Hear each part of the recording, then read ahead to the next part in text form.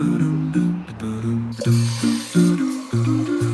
can miss it if you blink. It's not as big as you might think. Monday, Tuesday, Wednesday and Thursday. هل Thursday تروح مرتين؟ The little things they hold the key, whisper truths we need to see. سبحان الذي سخر لنا هذا وما كنا له مقرنين. So Jose, I was actually reflecting about the fact that sometimes beauty hides in the detail. Okay, now when it comes to memorization, or review for that matter for you now, do you find beauty in what you're doing right now in terms of memorization, or is it more of a stress? What do you think? It's a mix of both, I would say. Towards the beginning of the day, when you know you have a lot of time, you're like, okay, let's enjoy it. Let me see what I could do with it. Let me, live it out throughout the day. But obviously, as Isha is getting closer, and then you're like, oh, I still didn't finish this for today, and I'll have to move it on to the next day. Then it becomes more of like a stress, and you're like speeding through it, And how do you balance that? Well, The stitch in the seam that holds it tight. The spark in the dark, not the spotlight. Ready? Yeah, ready. Like no mistakes. No mistakes. Let's go. Sincerity's a silent song. Precision hums where we belong. Okay, that's actually pretty good. And your pronunciation improved a lot. Read this ayah for me. الذي ثم توليتم من بعد ذلك فلولا فضل الله عليكم ورحمته لكنتم من الخاسرين ولقد علمتم الذين اعتدوا منكم في السبت فقلنا لهم كونوا قردة خاسئين. All right, Sheikh Jose. So now more of a direct question to you. yeah. You're pretty good, alhamdulillah, in terms of the memorization of the Quran.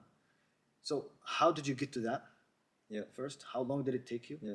What is the realization that you had that made you think I can actually reach this level, first of all? Yeah. And I want to do this Yeah. instead of, you know what? I'm satisfied with where I'm at.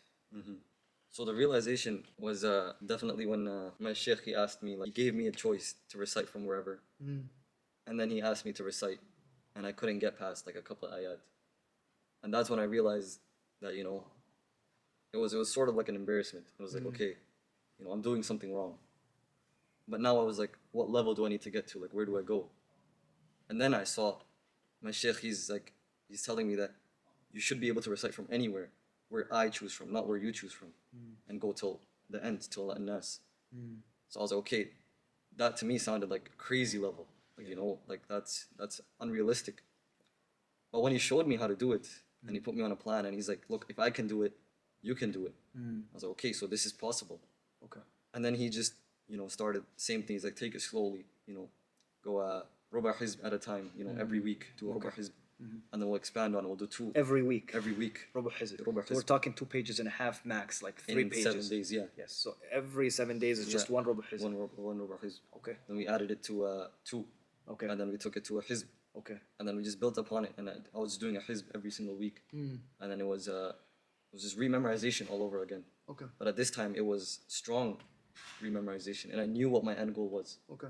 And it wasn't just competing and going fast, but it was like, I need to get to this level. Okay. And in order to get that level, I have to take his advice. Okay. I have to follow his routine. And that way it just all worked out. How did it make you feel when you got that realization in the beginning? I realized it when I finished Surah Al-Baqarah. Okay. And when I could recite all of Surah Al-Baqarah in one sitting with max 2 mistakes, Okay. That's when I realized that this is possible. Okay. And it felt really nice. Okay. That at that point I wanted to tell my sheikh to ask me any ayah from Surah Al-Baqarah, and I'll recite it to you. And I was like, okay, if I compare myself right now to me back then when he asked me to recite, this would have definitely been more easier doing it this way. So yeah, that's when I realized it, and I was like, okay, just gotta keep this routine going every single day. And it just became part of my habit. Okay, so you have to have something, otherwise you'll stop. Yeah. Which is basically like a transitioning point to my next. Yeah.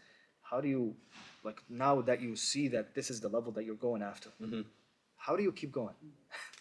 Well, it's just a driving factor. Like you understand that you want to be like him. You're obviously motivated. Okay. But that motivation doesn't always last. That's why you have a routine and discipline. You discipline yourself. That regardless of how you're feeling that day, you're gonna wake up to do your daily routine. You know, even if you don't want to be like that guy anymore, you're not motivated to be like him anymore, but like it's part of your life now. It's part of who you are. It's part of your day. Without this, your day is not done. Okay. Yeah. So it has to be integrated Yeah. in your And day. you're disciplined enough to follow that routine. Okay. You know, every day, regardless of what happens. Yeah. Yeah. And here I want to mention again another misconception, because again you hear this all over, and I agree with it, but to an extent, like to a certain level, because Allah subhanahu wa ta'ala says in Surah Al-Qamar, وَلَقَدْ يَسَّرْنَا الْقُرْآنَ لِلذِّكْرِ فَهَلْ مِن مُدَّكِرٍ, and you hear all people quoting this, but if you don't actually put in the effort that takes you to that, you will never achieve it. That's You true. know, it's just a fact. Every Hafid knows that. Yeah. Like, if you actually don't connect with the Quran and make it as a daily drive, you know, it's actually driving your day, it's not going to happen. And in fact, even if you do it and you get to that level and then you leave it, it'll leave you. It'll leave you faster than you leave it. Yeah. Yeah. And Definitely. this is, you know, subhanAllah, it's a testimony to what the Prophet ﷺ said. And even before that, how Allah subhanahu wa ta'ala said in the Quran, وَإِنَّهُ لَكِتَابٌ عَزِيزٌ. You know, Yeah. it's an honorable book. You can't just leave it behind. You have to stick to it. Getting to the level of actually relying on your hifz more than relying on the Mushaf, right? Yeah. So this is like, how would you, like, how would you approach something like that? That requires a lot of work. Yeah. To get to a level where you're actually relying on your hifz. Like, Yeah. even if you are hesitant, you're like, no, actually, I'm pretty, like, I know I've made a mistake before here, for example, or I actually marked that. What would take a hafid to get to that level? So obviously, it starts very little, right? Instead of going straight to the whole Quran, you start with a surah, or even half a juz, and then you make it into a juz, Okay. and then you expand on it, and then you go to a juz, and then eventually you'll get to similarities between 3, 4 juz, and then you're like pinpointing these similarities, Yeah. and then you perfect those juz before you move on, Okay. and then you just keep adding on to it, Yeah. whether it's a hizb or a juz, just keep going and building upon it.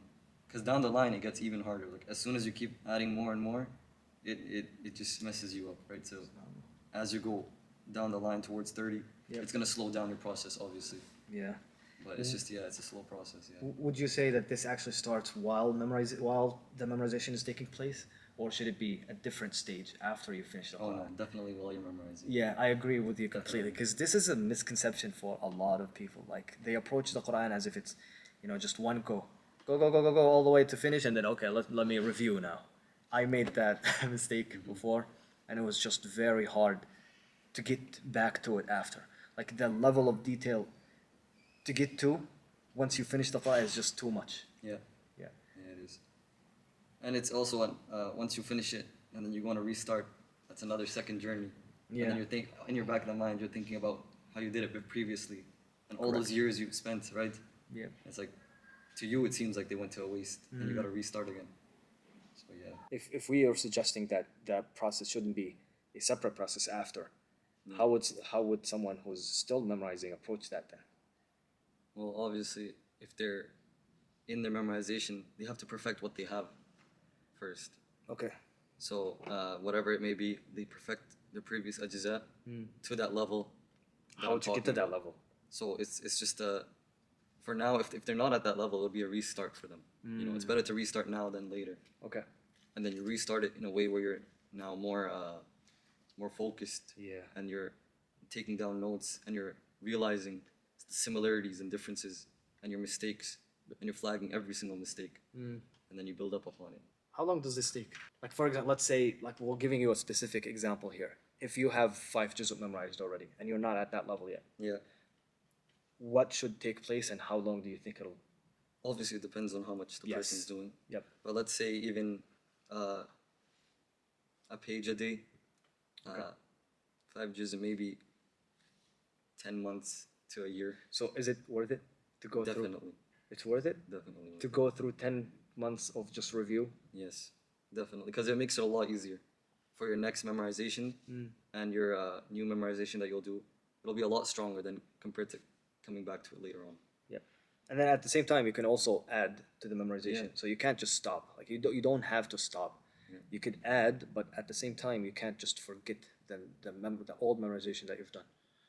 Otherwise, it'll be, as we said, it'll be a long process after, as if it's, you know, coming back to it from scratch, basically. There's nothing to get back to. It's as if you did absolutely nothing. Yeah. So basically, coming back to the level of detail here, understanding that if you want to level yourself up in that, doesn't matter what aspect, it could be memorization, it could be recitation, you know, even when we're talking about recitation, for example, having a teacher who teaches you exactly how to pronounce each letter, how to transition from a fatha to a kasra to a dhamma, how do you apply the rules of Tajweed, you know, or anything for that matter, and then going again to memorization or understanding the tafsir, all that. These are all different skills that you have to dedicate time to level yourself up. And separately. Separately. All separately, and your attention to detail and how much time you spend on it obviously goes up with the amount of stuff you want to do with it. So attention to detail while you're reading. Now you gotta have a separate time for that, or even incorporate it in your revision. But you gotta, you know, be very careful in that part. You can't do anything else, and it's completely different, complete out of your routine. And like that, it's gonna obviously take more time in order to build yourself up higher and higher, you know. Okay, so you can't just expect that these things will happen naturally. No. You have to. It takes practice. Yes. Like if I want to understand the meaning of the Qur'an, I will have to dedicate some time for it, you know. And subhanallah, even like understanding the Qur'an, it's levels. There are levels to that. You could just understand the meaning of each ayah first, but then why was it revealed? How can I connect this ayah to this ayah? In fact, subhanallah, maybe I mentioned this to you before.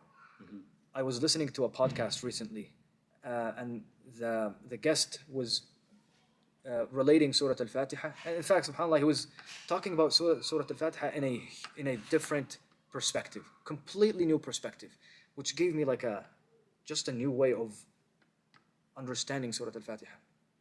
Because he was relating how Surah Al-Baqarah, or the beginning of Surah Al-Baqarah, is connected to Surah Al-Fatiha immediately. And we don't even think about that. We don't consider the fact that there is an answer to your dua that you make in Surah Al-Fatiha, which is Ihdina as-Sirat al-Mustaqim, immediately in Surah Al-Baqarah.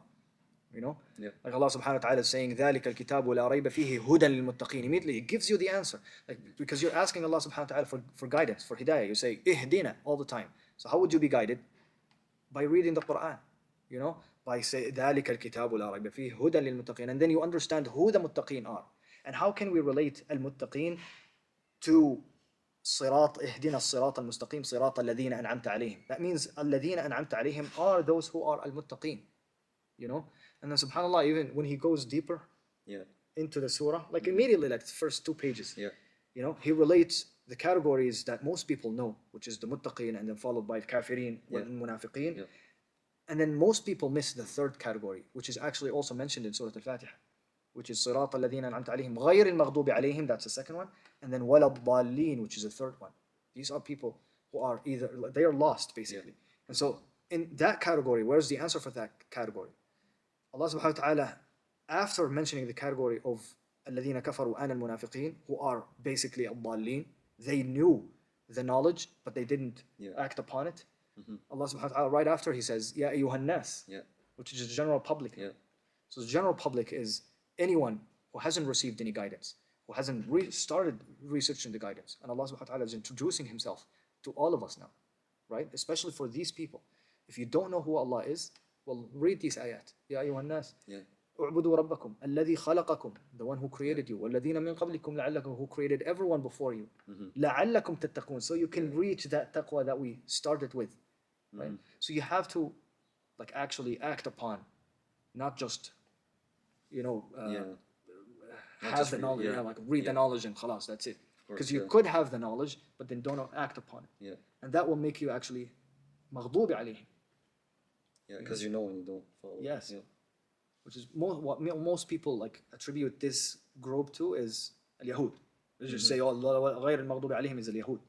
And this is a more general group anyone who receives the knowledge and don't act upon it is مغضوب عليهم. المنافقين إن شاء أو يتوب عليهم ليجزي الله الصادقين بصدقهم ويعذب المنافقين إن شاء أو يتوب عليهم. Just finished Qur'an classes and it's grocery day today.